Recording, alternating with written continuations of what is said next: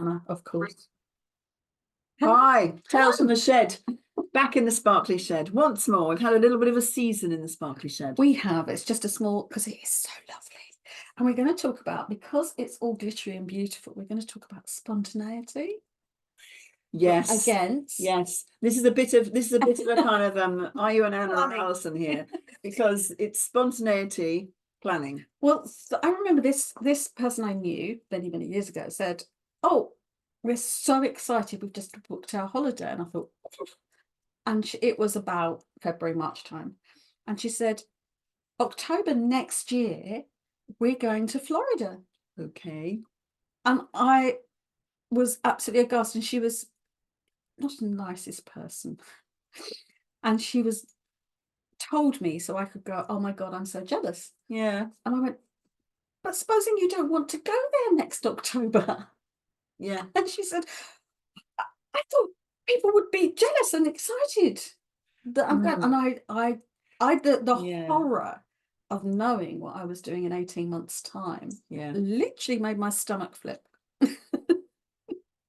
Now you can see her point of view more. Well, a bit more. Yeah. I'm not booking a holiday 18 months in advance. You know, I have just booked a holiday 6 months in advance, but I think that's okay because there's three of us. There's three of us, and we had to negotiate the dates and we had it sorted, and that's fine. But that's not the only holiday we're going to go on now this year. No. You know, so I think it's kind of just looking at ideas like, are you an owl or a lark? You know, that sort of, okay. Or do you get up at night, or do you know, whatever. And it is like just noticing that spontaneity, that creativity, and sort of challenging yourself to a bit of the opposite.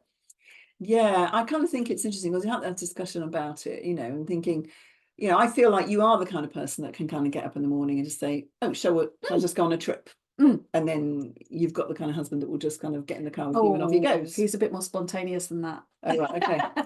It'll be now. Right. So aren't I much more that? You did do that. We did do that when we went to Dublin.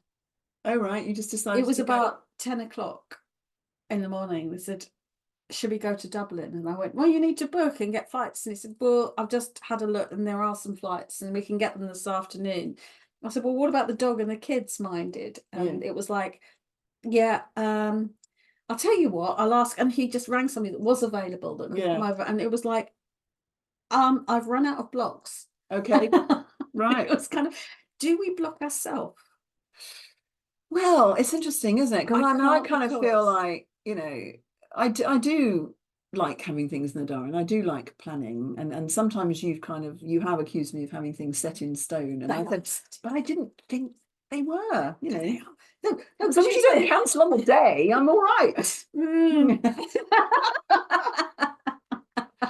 But it is that sort of slight challenging that I know, as much as you say that, I can kind of fall into that. We can't go today because we were going to have spaghetti bolognese for dinner or something like that. That really doesn't matter. And it's like, so when you're with somebody that just doesn't see no the filter there, absolutely no filter. So it's like, well, we can't go because we've got a dog. Well, I've got them minded.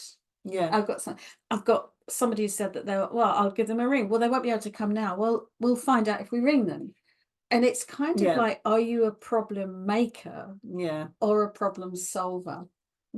Or I mean, I do kind of think like it is like we are going to go away this weekend, which I think has been pretty bloody spontaneous, but it did take us 2 weeks to plan it. and it is that I think it's not the planning, it's the blocking. Maybe that's it. I can't go because I was planning spaghetti bolognese for the and you think I think I could probably not, you know, spaghetti bolognese probably not. But it is that there's all these plans and there's risotto, then I might be able to do a thing. But... Or I see a lot of people that I mean there's bigger things, but they do tend to be more spontaneous. People seem to have a lot more glass half full. We can solve that. We can get through it. And if it's a genuine block, you think, and someone solved it, you think, "Oh, that's fine," which I feel is you. That's all right. So I don't fair enough. Whereas I think if they're a real planner, it's because they almost don't want the blocks. Yeah, I mean, I'm better than I was. You are, you know, because I used to have this thing about. She's not believing, is she? But anyways, it's like, but it's like, you know, I used to have that thing about I just really could not handle change. If something then it did feel a bit set in stone, and it did feel about that somehow it was very weird and uncomfortable. And if I had to change arrangements, you know, then it felt quite difficult. I think it can be fearful. Yes. And I feel like I've thing. got out of that in a way, recognizing that I just have to sit with it for a moment, and then I can get through it. But actually, I think I have got a lot better at thinking of it. You know, all right, well, we could do that. And we'll do something that weekend, but I don't even know what it's going to be. Or, you know, so I like to kind of have, in a way, I like to have spaces in my diary when I can be spontaneous. But I have to plan, so I have to have bounded spontaneity, if you like. Yeah, but I think that's the thing. It's the fear. I can't do that. And other people that say, no, you can't just go to Dublin this afternoon. And actually, it's just fear-based. So when people take away those, you can find yourself getting a little bit more fearful. But actually have to be going. And sometimes it's almost like getting into cold water on the beach, jumping in a pool. It's almost like, I can feel the fear and do it anyway. I can feel that spontaneity is happening. And I'm just going to roll with it and see what happens next. What's the worst that could happen? It's kind of, you know, and people, so I think perhaps challenging yourself, that little bit of creativity, to be a bit more spontaneous, and the other way round, perhaps not just rely on what's happening today, have something to look forward to a little bit as well. Yeah, maybe there's so both bit planning and spontaneity in the same space. Is that possible? It's not a bit like, you know, then there'll be antimatter and all the rest of it. You know, if you have planning and something, it'd be great if we solved antimatter. Should we do that next time? Yeah. I'm not sure.